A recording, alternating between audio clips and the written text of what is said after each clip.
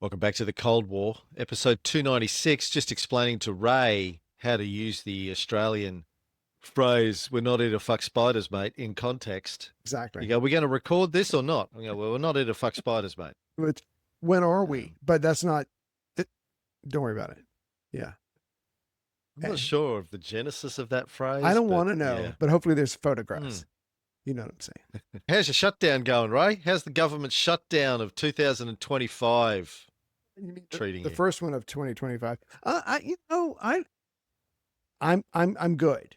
My sister-in-law Rachel, who has a tons of government contracts, probably not so much. But me, I'm just making, like I said, like I was telling you off air, I'm painting my house white. I'm getting some columns. I'm going back to, the good old days when men were men. And so it doesn't affect me. I'm just going back in time. When Negroes were slaves. When we had a functioning government. You said you're building a plantation down in the south. Plantation-esque. Let's not, You came on the show tonight and you were like, well, I say, boy. I say. How you doing, boy?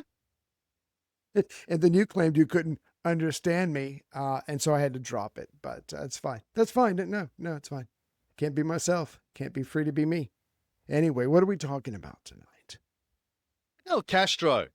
Ray, at the end of our last episode, Castro ended up serving only 2 years of his prison sentence, I mentioned, after the failed attempt at storming the Moncada barracks in order to start a revolution in his island of Cuba.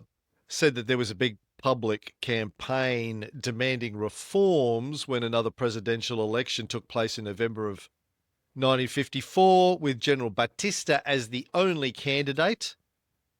That's how I like my elections. I think that's Donald Trump is gearing up for one of those. Yes. And I wish him well. Batista announced the return of constitutional rule with guarantees. Thank God. Guarantees, I say, of a free press and promised an amnesty for political prisoners, including the Castro brothers. So they were released in May of 1955. But there is one last prison letter of Fidel's that I want to read. Please. Dated January 1st, 1955, to Nico Lopez, who was one of the 26th of July movement guys. He was sent, I think, to the other barracks that they were going to attack, ended up escaping, went into exile, first in Guatemala and then in Mexico. Here's a segment of the letter that Fidel wrote to him. There is no need to tell you that I don't think we are wasting our time in prison. To the contrary, we are preparing the vanguard and the leaders of our movement ideologically and intellectually. We are young and in no hurry. It would be wonderful to have 80 instead of 29 compañeros here. I have much more faith in those imprisoned here than in those scattered in exile in terms of what they will be able to do for Cuba. I'm absolutely convinced that in the present situation we must prepare for a long struggle that will culminate in the fulfillment of the most cherished dreams of the Cuban people who truly deserve a better fate. Day by day, through our actions, we have won their sympathy. Your action would win still greater admiration, and moreover, you would then join us in this workshop where we are forging the leaders of our generation, instilling in them the same thinking and the same doctrines and discipline. Under no circumstances will we have to remain here much longer, thanks to the strength of public pressure calling for our freedom. But even if we should, what does it matter? We have time on our side. He's taking the long view. I like that. And you know this better than I do because you've been reading about him for decades. If you spent 5 minutes or 7 hours with Castro, you would know how sincere he was. For those who might not know him as well, those who might question him, would you say that spending 2 years in jail gives him more, is it street cred or whatever, the revolutionary version of that? I mean, he paid his dues and he still wants to do this. I mean, you've got to admire that kind of tenacity. He, by all accounts, he was very compelling. And, his passion, his conviction, his assumption that he was going to succeed and that they would be victorious was inspiring and contagious. And if you're trapped in a prison with him for a couple of years, Yeah. you're going to be hearing him talk about this every day. Although I know at this stage he was being held in not solitary confinement, but kept away from the rest of the compañeros. Yeah. Yeah. He complains a lot in his prison letters that he wasn't allowed to speak to them for a long period of time. They were deliberately trying to keep him away because he was inspiring them too much. Right. Stop that. Stop inspiring people. Yeah. But yeah, as we'll see, like the guy just fully believed in himself and the movement and what they were going to do. There was just no doubt in his mind that he was going to be victorious. Which and I said this last time, and I'll say it a lot as we tell the story. The guy was delusional. In like the odds were against him constantly, Right. and he, in many ways, is the first to acknowledge that, as we'll see in some of the segments I have over the next couple of episodes. Well, for the entire series, we'll see this. He was the first person to say, "Look, I should have been killed 50 Yeah. times. Oh yeah. It was just luck. It was only luck that I survived this or that or the other." Right. But it's luck, but it's also just this complete conviction that he had that he was destined to be successful. Now, I'm sure there are a lot of people, we know survivor bias works. There's a lot of people who have been convinced throughout history that they were going to be successful and then they end up dead and not successful. But the ones that do succeed through luck, you go, wow, look at that. It was his conviction that got him through. Yeah, that and luck. But the interesting thing about Fidel is he's always been the first to acknowledge that. Yeah, one of the reasons I've always admired Fidel so much, when you study him and read his speeches and read his writings and read interviews with him, watch interviews with him, is comes across as very honest, self-aware, self-deprecating, humble, vastly intelligent, very well read, very erudite, very convinced in his own role as the leader of not just of Cuba, but of the movement to push back on the United States' imperialism. But at the same time, willing to admit mistakes, willing to admit luck, willing to admit problems, acknowledge that things didn't always go smoothly and that, they screwed up. You don't get many, even outside of politics, even in business. Yeah. You rarely hear leaders acknowledge mistakes because they can't be seen to do that. You don't hear popes or religious leaders, business leaders go, yeah, I screwed that up. Thought it was a good idea. Turns out it wasn't. Right.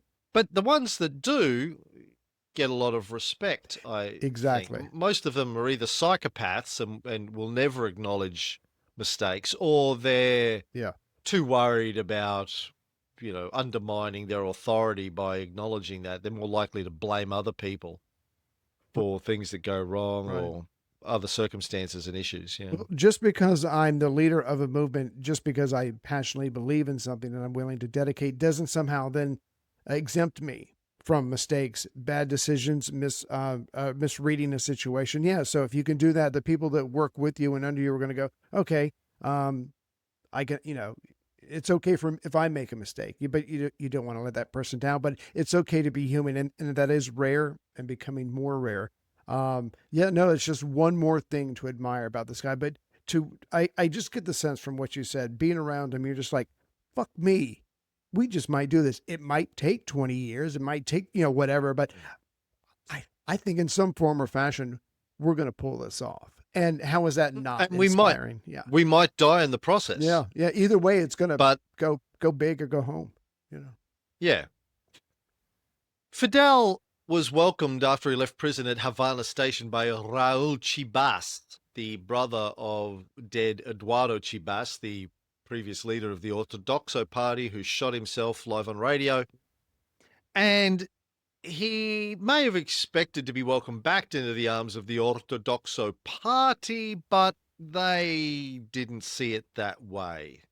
He was in jail. He didn't quit arcing up. He was writing articles. He's attacking the army. He's attacking Batista. Look, I'm already in jail. the only thing they can do beyond this is shoot my ass. So I'm still going to, call a spade, and call a dictator. And he did. And so this party's like, yeah, we don't need any of your juju right now because Batista's cracking down. So again, you have to admire someone who's already in jail going, fuck me, fuck you. And he just keeps going. Yeah, we on our bullshit filter shows on the history of fascism we've been doing recently, been talking about how under fascist regimes in Italy and Germany, what we saw happen was businesses, institutions, churches, whatever, all of the powerful institutions in society, not all, but the vast majority, just caved very Yes. quickly when they Yeah. saw which way the wind was blowing. Pathetic. It was like, oh, okay, we Yeah. better just sit down, shut up, keep our mouths Right. closed, and pay homage to the Il Duce or the Führer.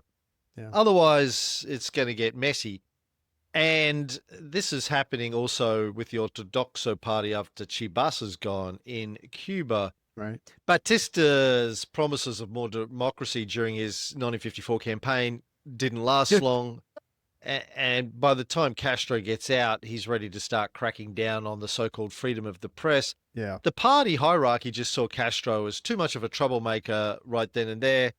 As you said, he was writing newspaper articles accusing the barracks commander at Moncada of torture and assassination and describing Batista as conceited, vain, dishonest, and corrupt. Damn, who's vain? I mean, yeah, the other things, I get that, but no, yeah. I mean, he's Who's called. Bane? Bane is like, Yes. Yes. Many they spent down in the dark. oh, sorry, wrong guy. Less press. Yeah, no. So Baptista tried it. People said bad things about him and hurt his feelings. He said, okay, let's clamp back down. Not for that. Yeah, Yeah. that hurt. Anyway. After a few months back in Havana, Castro realizes there's really no future. It's like, we talked about how he tried political means and then Batista canceled the election through a coup. Mm-hmm. He tried judicial means using the legal system and Batista had his corrupt judges throw it out of court. So Castro tried to storm the Moncada barracks, but it looks like at this point, maybe he thought, okay, that didn't work. We'll go back to political means. But after a few months in Havana, has realized that there's no future in that. Yeah. So he wrote to a friend, in politics, the only solution would be an armed insurrection. Yeah. If I could be Captain Obvious for a second, and just boil it down to its basics. A bully doesn't stop unless someone stops them. And Baptista's just going to go on. I mean, he gave himself that massive raise. He's the president. Life's good. He's got good relations with the Americans. I'm sure they're taking care of him. He's going to perpetuate whatever's going on. And yeah, Castro's like, if we don't stop him, he will never stop. And so it's force and nothing else is going to work. So in July of 1955, a few months after he got out of prison, Castro flew to Mexico, Mm-hmm. where he had been preceded by his brother, Raul. Mexico had given refuge to earlier generations of Cubans and exiles from the Spanish Civil War and still had the mystique of its own revolution. And his plan was to organize a guerrilla force there, to follow in the footsteps of some of his heroes from the 19th century Cuban Revolution. They would train in Mexico and then sail back to Cuba to start another rebellion. Only a week after his arrival in Mexico City, Fidel was introduced by his brother to a young Argentinian doctor who had been living in the city since the previous September when he had to get out of Guatemala, by the name of Ernesto Guevara. Hot Young doc, doctor. as we The hot the dog. hot dog. Yeah. Can I just say real quick, because I know you're going to go on and this man's brilliant and you've read things about him for years. Can I just say it is rare to read about someone who is your intellectual equal. Then again, I do work from home, and the only one I talk to is Finn. But the point is, this guy, would it be safe to say just that he seemed to be interested in everything? It's just like life was just, he found everything amazing, and he pursued so many different passions besides the political things we're going to talk about. He just seemed to be one of those, if I may, Renaissance men who just was able to do many things well. And again, this is a perfect person to for Castro to tie himself to. Even though he doesn't know all these things about this guy yet, it's going to be simpatico. It's going to be like you and me in Vegas. They just, immediately clicked, and love fest, or whatever the political version of that is. Yeah, yeah, these guys hit it off immediately. So Ernesto Guevara, better known as Che, and for people who don't know, Che wasn't his name, it's a nickname. Che is sort of an Argentine interjection, sort of like saying mate or dude or hey. In Argentina and in parts of Uruguay, people will use che to get someone's attention. Or in casual conversation, it's like, che hombre, like, hey, mate, che hombre. Gotcha. Hey, it's like, hey, che, hey, you, hey, how you Oi, doing? Hey. oi, yeah. Just real quick, do you think half of the people, when you see like a 17-year-old boy or girl, it doesn't matter, wearing a Che shirt, do you imagine, like, you have no idea the person on that shirt, what they did, what they stood? I mean, I don't know. I just imagine you just kind of, just sit down. Let me tell you a story. But, you see There was a guy, his face on the shirts. it's all a the young time. guy. Yeah. Young guy at Kung Fu, like 1920, Right. a couple of years ago, and he was turned up to fitness class wearing a Che t-shirt. And I was like, hey, Che, man, awesome. One of my heroes. And he was like, yeah, I don't know anything about him. My mum just gave me this. She came back from Cuba and gave me this shirt. It's a cool shirt. I was like, dude, I thought you were, sporting your political ideology there. Right.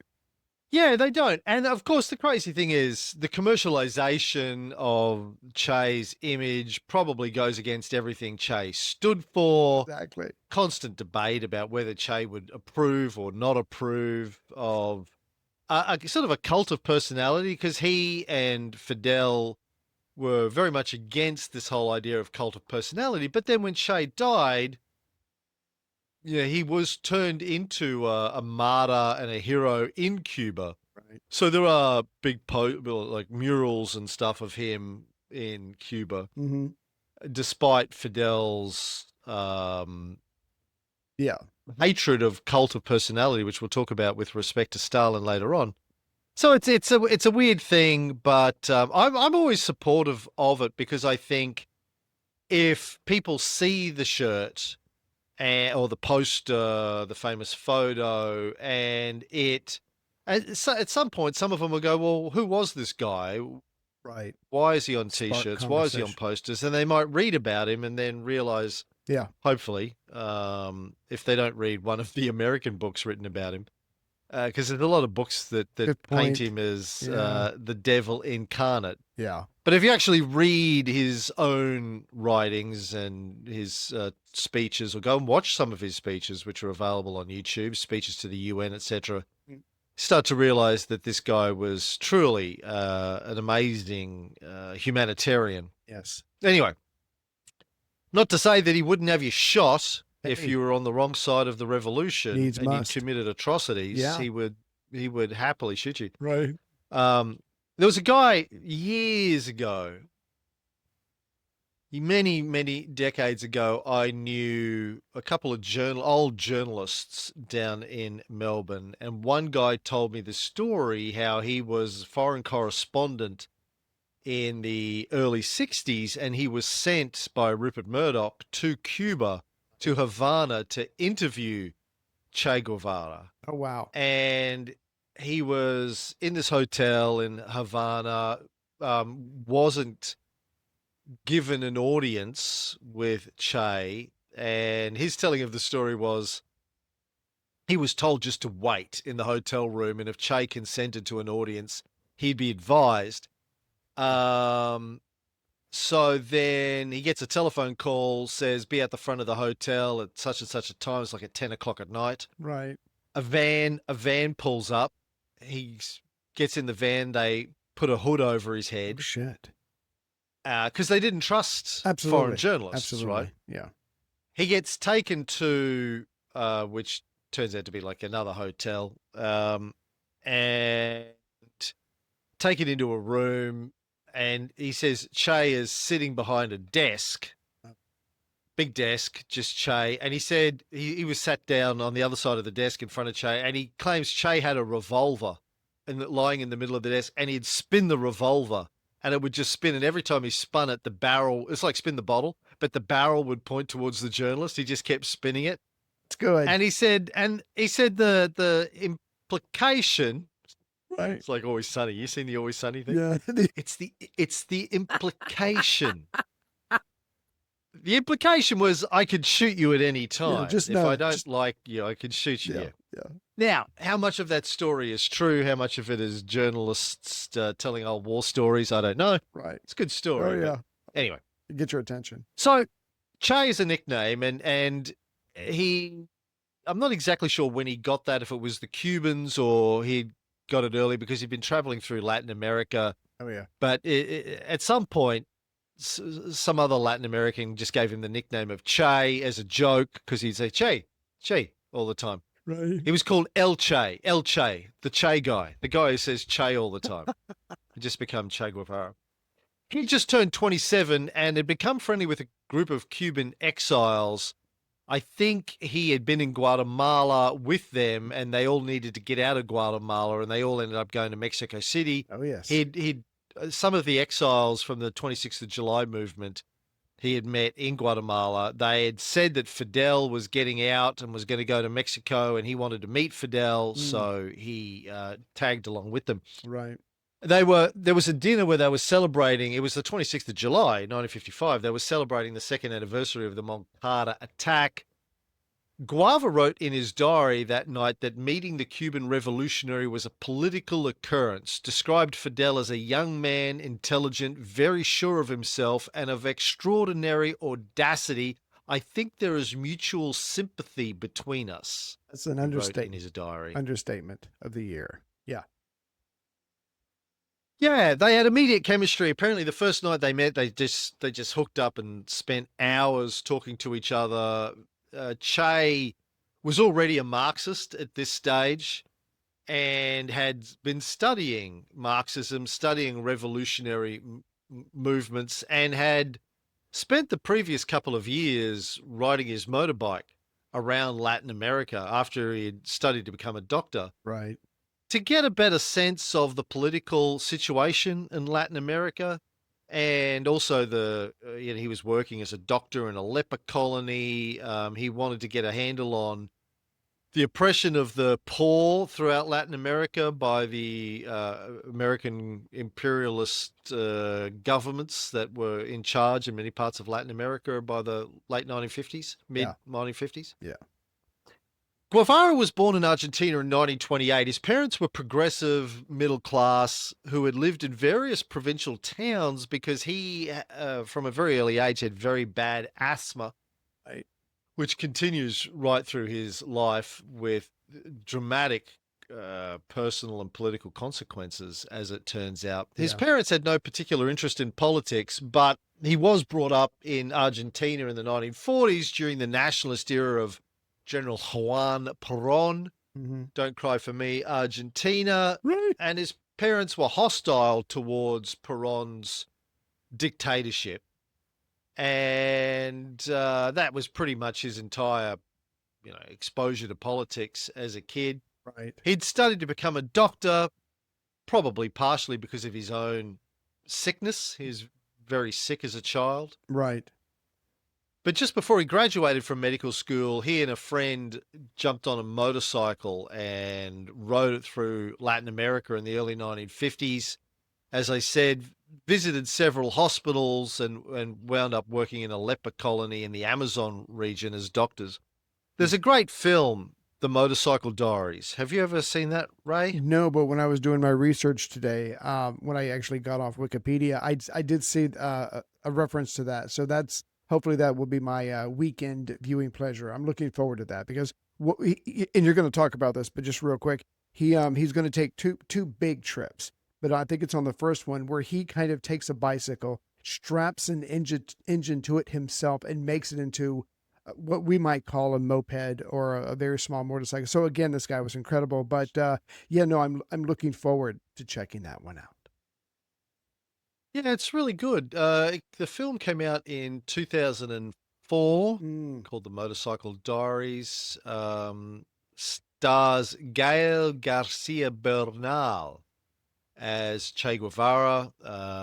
Terrific actor. If anyone saw the TV series Mozart in the Jungle, right. it was a great TV show where he played this Latin American conductor who went to take over the New York Philharmonic, I think it was. But I think he's Mexican. Bernal. I first saw him in Y Tu Mama Tambien, which was a great film. Came out in the early 2000s, 2001.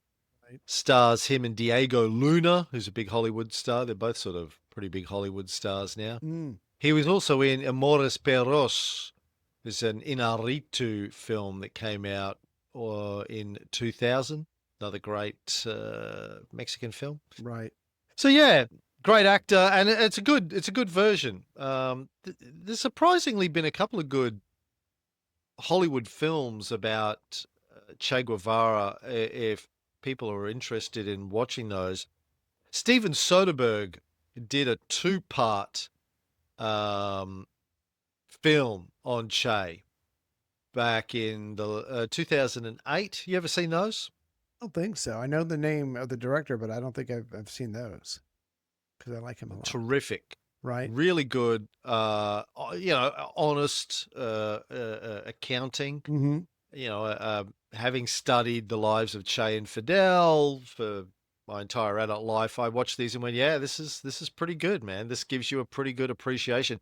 Stars Benicio del Toro I as Che love him. Guevara, who does an amazing job. Right. Although I gotta say, like the real Che Guevara was way better looking. I was going to than say, Benicio del Toro. there's a minimum is. amount of attractiveness. You have to be the actor to play him. Let's just be Yeah. honest. Okay. Yeah, yeah. All right. Che was way better looking than Benicio Yeah. del Toro. He's like ruggedly handsome, but yeah, Che was much better looking. And Demian Bichir plays Fidel Castro in it. Right. People may know him if you ever watched Weeds, Oh, yeah. which was one of my favorite shows. He was also in The Hateful Eight, had a small role in The Hateful Eight.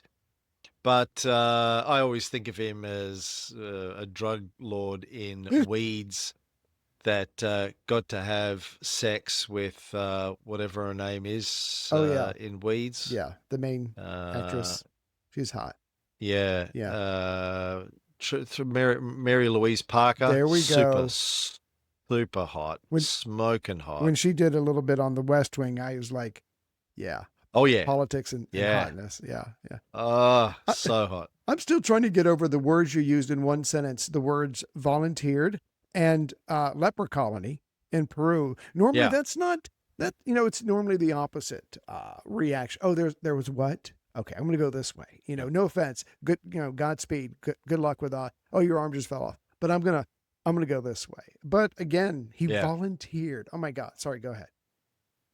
Demian Bichir, by the way, as Fidel Castro in the Che film, is stunningly good. Right. The way he captured him is just amazing. Anyway, I recommend both of those if people are looking for some stuff to watch. Yeah. Motorcycle Diaries and Che, part 1, part 2. It's like 4.5 hours, the Soderbergh films. There, we helped you. You got to really settle in, but it goes through like his entire sort of life. I think it starts with him meeting Fidel. It doesn't capture the Motorcycle Diaries, I don't think. It starts with him meeting Fidel Right. through to when he dies in Bolivia. Spoiler alert. Anyway, Right. yeah, so before going to Mexico, Che had spent 9 months in Guatemala from December 1953 to December 1953 to September 1954, where he had witnessed the final months of the government of Jacobo Arbenz, who was a reformer politician who had been supported by the local Communist Party and was overthrown with the support of the CIA. Allegedly. He had supported a sort of, not allegedly, no. Yeah. They're bragging about it. Go ahead. He supported a modest form of land reform which would have affected the surplus lands of the United Fruit Company. Yeah. Don't mess with them. And in June of 1954, a small band of Guatemalan officers, organized, funded, and trained by the CIA, Yeah. invaded and overthrew Arbenz. And Che was there during that. Yeah. And it was sort of a big sort of political, not awakening, but I Mhm. think it, instilled in him a hatred and distrust of the United States and a Right. realization that he was going to devote his life to freeing Latin America and other parts of the world or far away from Latin America, Right. like in the Congo, from colonial Mhm. oppression. Yeah. Can I just real quick share my favorite part of that story? And it's just to show just how corrupt this company was. So when he introduces this land reform bill, it's like if you've got X amount of land and this part of the land is not arable or you haven't touched it, we're going to take it, we're going to compensate you, and we're going to give it to the landless locals.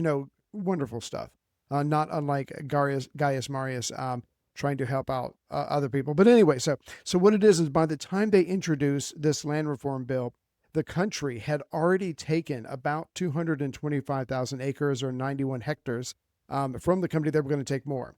And the government said, look, no, we're taking your land. We totally get that. Here's $627,000 and some change because you said that's how much it's worth when you filed your taxes. Well, they put this land reform bill and they're going to take a lot more land. And then the United Fruit Company, which has lunch with Congress every Tuesday, goes to Congress and goes, well, we wrote that amount on our taxes because, you always lowball on taxes. It's really worth $15.8 million. So if you can get that from them for us, that'd be great. So the State Department, on behalf of a private corporation, I can imagine Trump doing this, goes to Guatemala and goes, yeah, no, you owe them $15.8 million. So again, they lowball on taxes. Whatever the opposite of lowball is when they claim that they should get paid that much. But again, it was just, they were making millions and they were making people's lives horrible. They had horrible conditions. And he saw this when he went through there. He just saw on one hand, there's these people who have absolutely nothing. He wrote about a father and a son. They didn't even have a shirt or blanket to comfort them. And the son died because they didn't have enough food. And the father was somehow supposed to be okay with that. And that just broke his heart. And then he would drive a little further, and then he would see this big landed estate by some wealthy landowner. He goes like the disparity is just too much. So it's things like that he, like you just said, he ended with I would like to see a borderless, united, cooperative Latin America helping each other with a similar culture. I mean, he just wanted people's lives to be decent, and that now is what he's willing to fight for. Yeah, and the overthrow of the Arbenz government was authorized by US President Dwight Eisenhower, sort of started in 1952 Yeah. under Harry Truman. It was called Operation PB Fortune. And then under Eisenhower, it was called PB Success. Right. It's all in the title. Yeah. Basically, they didn't want a communist government in Latin America. They decided to overthrow it and replace it with a more friendly. I mean, the Arbenz government had replaced a dictatorship, a far right dictatorship. Yes. That the Americans liked a lot more in Guatemala.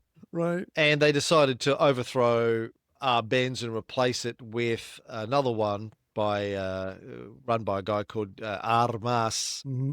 And when it succeeded, Armas rounded up and executed somewhere between 3,000 to 5,000 supporters of Arbenz, and then there was nearly 4 decades of civil war that followed as leftist guerrillas fought a series of US-backed authoritarian regimes in the country. So anyway, good on you, Dwight Eisenhower, for just backing your right-wing dictatorships in Latin America. And Harry Truman. Exactly. And like Mussolini, because we covered this in the bullshit filter, like Mussolini marching on Rome, the guy Armas, with CIA supported let's just call it mob or rebels, whatever you want to call it. They march on the Capitol, they take it over, and Che still wants to fight. The fight is over. The former president, he gets the heck out of there. He goes, I think he hides in the embassy, the Mexican embassy in this country. And Che's like, no, we still got to fight. So he joins the local communist group, and they don't do enough to make him happy. He's like, no, we got to fight. So he wants to fight. But then Arbenz, while hiding in the embassy, goes, look, all my foreign supporters, I appreciate it. I love you, but you got to get the hell out of here, because right now your name is on a list somewhere. And that is when Che eventually gets out of there and he heads to Mexico. But despite everything, he was like, no, I'm going to stay and fight until Arbenz asks him and others to leave. Begs them to leave. Yeah. Yeah, Che initially was forced to take asylum in the Argentine embassy, and then with the Cubans that he had met, he went to Mexico. Right. And quickly signed up to Fidel's movement. According to Fidel's memoirs, this is what he said about this meeting.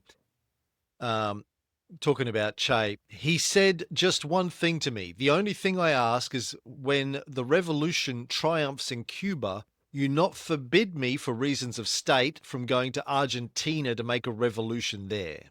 Like that.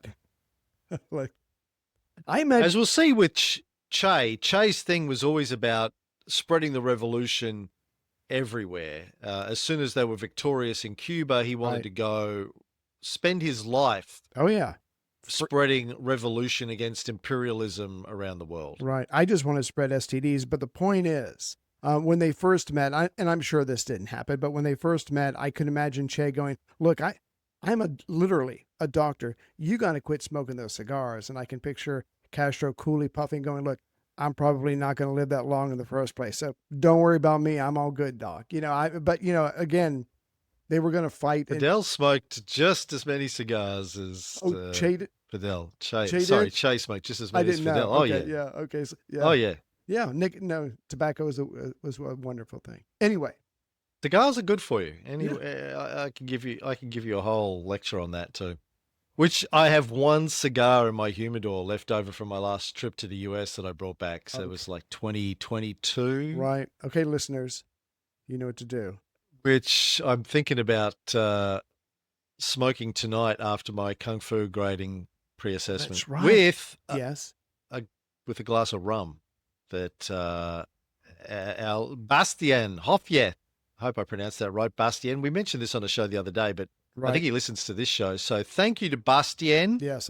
For sending us some. Did you get yours yet? Mine's been ordered, so mine is on the way, and I'm looking forward to it. So you've got your. I told him just to send it to me. No, and I'll look after it for you. I appreciate that. You're a giver. You give. So you've got your grading Kung Fu, Wing Chun, excuse me. You've got, you can watch some Che if you want. Is it also your birthday? Or was that? It is my birthday there today, we go. Ray. Yes, happy birthday. Yeah. So you should smoke the cigar. And Chrissy doesn't get any of it because it's your birthday. It's not hers. And she's been sober for 13 years. So that too. Okay. Yeah. Oh, no, I meant the cigar. The cigar. Yeah. Oh, the cigar. No, she'll have a few puffs of that. But not coincidentally, what is coincidentally? Is the Capa rum that Bastien sent is from Guatemala. Oh, One of the great things to come out of Guatemala is it's all connected. Capa rum. We're all connected. Yeah, I got deep. Run by a woman too. That's hot. That's hot. Chief distiller of Zacapa is a woman. Yeah. Anywho, back to Fidel and Che. So, we should probably start to wrap this episode up. But the problem Fidel had at this point is that he lacked both men and cash. So he flew to the United States in October of 1955. There's tons of cash. Tons of cash there. Yeah, tons of cash in the United States. Used his contacts within the Ortodoxo Party to raise funds from the Cuban community there. Right. Giving speeches in New York, Philadelphia, and Miami, but not much money was forthcoming. Yeah. And he's also now isolated from events that are ongoing in Cuba. Student union and sugar workers and even some young officers are trying to organize protests and coups against Batista, not with any positive results, but Castro's gone from being regularly in the news, writing letters, la-di-da. Now he's in hiding and in exile Yeah. because Batista's got soldiers looking for him in Oh, yes. Mexico. He's released him, but he still wants to kill him. Oh, sure. Oh, sure. So he's sort of hiding out. Anyway, although giving speeches in the United States is probably not the best way to hide out.